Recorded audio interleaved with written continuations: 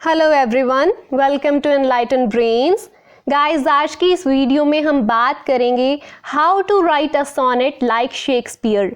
आप कैसे शेक्सपियर की तरह सोनेट लिख सकते हैं, क्या क्या रूल होते हैं और क्या क्या एडवांटेज होते हैं सोनेट लिखने के। सबसे पहले बात करते हैं एडवांटेज की। देखिए, ये जो सोनेट है वो सबसे ज़्यादा पॉपुलर फॉर्म है पोइट्री की।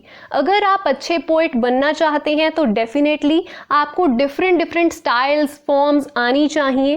इस वजह से आपको ज़रूर सोनेट सीखनी चाहिए। कैसे लिखते हैं शेक्सपियर की तरह सोनेट, आज की इस वीडियो में हम डिटेल में डिस्कस करेंगे। इससे पहले एक वीडियो बनाई थी मैंने गाइज ओरिजिन ऑफ सोनेट के ऊपर कि कब से ओरिजिन हुआ, सबसे ज़्यादा पॉपुलर कौन सी है। अगर आपने उस वीडियो को देखना है तो लिंक आपको ऊपर दिखाई दे रहा होगा आई बटन में, उस लिंक के ऊपर क्लिक कीजिए और उस वीडियो को देख लीजिए।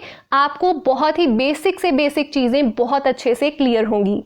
अब बात करते हैं शेक्सपियर की सोनेट की। अगर आप भी शेक्सपियर जैसे सोनेट लिखना चाहते हैं तो आपको आने चाहिए कुछ रूल्स। चलिए उनको डिस्कस करते हैं।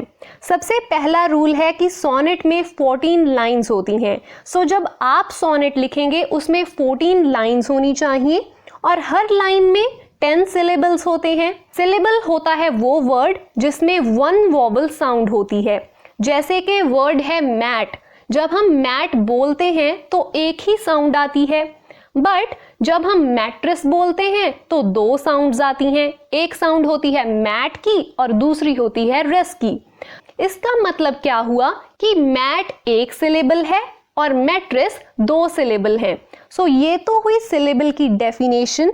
मैं हर वीडियो में इसको एक्सप्लेन करती हूँ, इसलिए बहुत ज़्यादा डिटेल में बात नहीं कर रही हूँ। आप बेसिक्स ऑफ क्रिएटिव राइटिंग जो मेरी प्लेलिस्ट बना के रखी हुई है इस चैनल पर, उसे एक बार ज़रूर देखिएगा, आपको बहुत कुछ सीखने को मिलेगा। अब सिलेबल से आगे चलते हैं आयम्बिक पेंटामीटर के ऊपर। शेक्सपियर की सोनेट लिखी जाती है आयम्बिक पेंटामीटर में। आई नो, अब आपको लग रहा होगा कि ये क्या डिफिकल्ट सी चीज़ आ गई, ये क्या होती है आयम्बिक पेंटामीटर। इसको मैं बहुत ही सिंपल वर्ड्स में आपको समझाती हूँ। देखिए, हम इसको पहले डिवाइड कर लेते हैं 3 पार्ट्स में, आयम्बिक, पेंटा, मीटर। अब एक एक चीज़ को डिटेल में समझते हैं और शुरुआत करते हैं वर्ड मीटर से। मीटर क्या होता है? देखिए, किसी भी लाइन में एक रिदम होती है। मीटर क्या हुआ? Basic rhythm structure in a line. किसी भी लाइन की जो बेसिक रिदम होती है उसको हम बोल देते हैं मीटर। इसकी एक एग्जाम्पल है, जैसे डा डम डा डम डा डम डा डम डा डम। अब ये क्या है? ये एक रिदम है। इसमें आप ये देखिए कि जो हमारा फर्स्ट सिलेबल है डा, वो क्या है? अनस्ट्रेस्ड है, उस पर कोई स्ट्रेस नहीं है, बड़ा आराम से, बड़ा सॉफ्ट सा वर्ड है। बट जब हम डम प्रोनाउंस करते हैं तो हम स्ट्रेस देते हैं। डम को प्रोनाउंस करते वक्त क्या हो रहा है? हमारी जो टोन है उसमें एक स्ट्रेस आ रहा है। ये हो गई एक मीटर की सिंपल सी एग्जाम्पल। हमारी बेसिक रिदमिक स्ट्रक्चर कैसी है किसी भी लाइन में, उसको हम बोलेंगे मीटर। अब चलते हैं पेंटा की तरफ। पेंटा का मतलब होता है 5। अब यहां पर भी सेम एग्जाम्पल फिट करते हैं। डा डम, जब हमने एक बार बोला तो ये हो गया हमारा एक आयाम्ब। इसमें एक और चीज आप नोटिस कीजिए कि यहां पर आपको टोटल सिलेबल मिलेंगे 10। देखिए, काउंट कीजिए इसको, वीडियो को पॉज करके आप काउंट कर सकते हैं, अदरवाइज आप देख सकते हैं कि 10 सिलेबल हैं जिनमें एक सिलेबल अनस्ट्रेस्ड है और दूसरा सिलेबल स्ट्रेस्ड है। और जब अनस्ट्रेस्ड और स्ट्रेस्ड सिलेबल मिल जाते हैं उसको हम बोल देते हैं आयाम्ब। उसे हम बोलेंगे 1 आयाम्ब। अब आयाम्ब की डेफिनेशन भी देखते हैं। 2 syllables make 1 आयाम्ब। 2 सिलेबल होंगे तो वो क्या बना देंगे? एक आयाम बना देंगे। First syllable should be unstressed and second syllable should be stressed. जैसे डा जो होता है वो अनस्ट्रेस्ड होता है और डम जो होता है वो स्ट्रेस्ड होता है। और इसी आयाम को कई लोग फुट भी बोलते हैं और फीट भी बोलते हैं। सो ये एक एक्स्ट्रा पॉइंट है, इसको भी आप मेमोराइज कर सकते हैं, याद रख सकते हैं, सो दैट इन फ्यूचर अगर कोई फुट बोल दे या फीट बोल दे आपको समझ आ जाए कि आयाम की ही यहाँ पर बात हो रही है। अब हम आयाम्बिक पेंटामीटर को थोड़ा सा रिवाइज कर लेते हैं।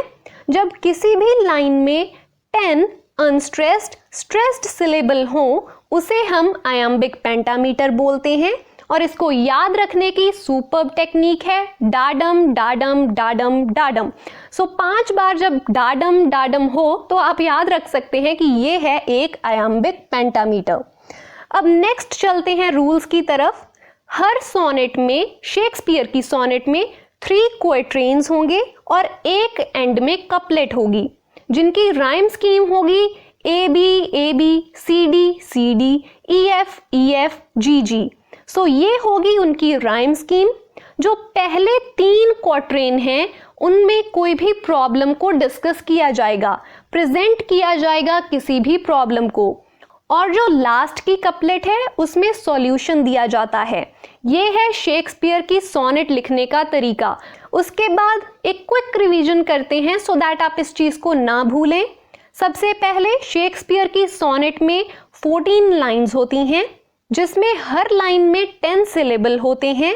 इसमें आयाम्बिक पेंटामीटर का यूज होता है जिसको आप याद रख सकते हैं डाडम डाडम वाली टेक्निक को यूज करके। इसमें 3 क्वाट्रेन्स होते हैं और एक एंड में कपलेट होती है जिनकी राइम स्कीम क्या है A B C D E F G G. इसमें हमेशा 3 क्वाट्रेन्स में प्रॉब्लम के बारे में बात की जाती है और लास्ट कपलेट में सॉल्यूशन दिया जाता है।